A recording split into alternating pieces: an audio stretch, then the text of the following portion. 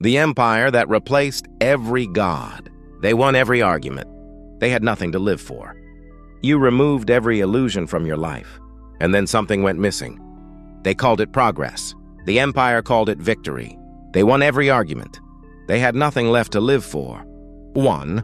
The empire did not fall to barbarians. It did not fall to plague or drought or the slow decay of borders. It rose. That was the problem nobody had prepared for. For 300 years, the engineers built. The philosophers argued. The physicians measured. Every decade, the roads grew longer. The granaries grew taller. The hospitals grew quieter because fewer people died in them. The priests were the last to go. Not violently. No one burned the temples. There was simply a morning when a senator asked, in front of a full chamber, what exactly the gods were for, and no one had a convincing answer. The temples were repurposed. Libraries, meeting halls for committees with very long names. The people applauded. At last, they said, we are governed by reason. 2. A merchant woke at dawn. She had 3 warehouses, 2 ships, a contract with the northern province. That would make her the wealthiest woman in the district. She lay in bed for a long time. Why am I getting up? Not in despair, not in crisis. Just a question, sitting on her chest like a stone. She got up anyway. She was not the type to linger. But the question followed her to the warehouse. It followed her onto the ship. It was there when she signed the contract, and when the courier delivered the payment, and when she stood at the window of her new house and looked at the harbor she now technically owned. Why did I want this? She could not remember. She had wanted it. She was certain of that. The wanting had been real. But the answer to why the thing underneath the wanting was gone, she told no one. She was not the only one. 3. The trouble was not loud. It began the way fog begins, first in one valley, then another. Then everywhere you looked, and you could not remember a time before it. The numbers, meanwhile, continued to improve. Life expectancy climbed. The harvest yield per acre tripled in 40 years.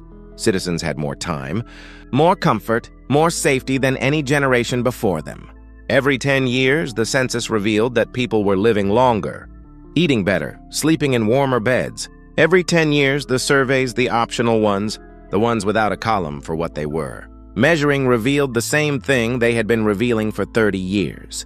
But the surveys were optional, and the people who felt it most had trouble explaining what it was, so they checked their numbers again. 4. A traveler arrived from the eastern provinces. He was not remarkable.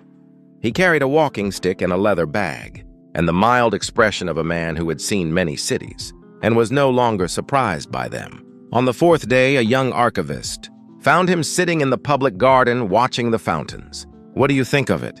The archivist asked. It is extraordinary, the traveler said. I have never seen a city so well organized. But, the traveler looked at him. But everyone I speak to seems to be waiting for something. When I ask, they speak about the next project, the next quarter, the next version of something that already exists. He paused. But that is not waiting. That is moving. What I see in their faces is different. It is the look of a person who is standing in a room and cannot remember why they entered it. The archivist said nothing. He recognized the look. He saw it every morning in his bronze mirror. 5. The traveler was invited to speak before the Committee on Social Progress. He stood before 30 men and women who had spent their careers improving the empire. They were serious, technically, brilliant, and genuinely proud of what they had built. He asked them one question. What do your citizens believe in? The chamber was quiet. They believe in progress, said the Minister of Infrastructure. In what direction? The traveler asked. A pause. Toward better outcomes, said the head of the Census Bureau, with the confidence of a man who had spent 30 years measuring things. Better for whom? The traveler asked. And measured against what? The silence was different now. It had weight. We removed superstition, said the eldest member of the committee. We removed mythology. We freed the people from stories that were not true. The traveler nodded slowly. Why did you assume, he said quietly, that people would worship nothing? He picked up his walking stick. Perhaps the problem was never the gods. Perhaps it was what you put in their place. He left. The committee sat for a long time without speaking. Then the head of the Census Bureau cleared his throat and suggested they proceed to the next item on the agenda. And they did. 6. The empire did not become godless. It simply chose smaller gods. Numbers, efficiency, outcomes, optimization, approval. The next metric, the next quarter. The next version of a goal that had already been achieved.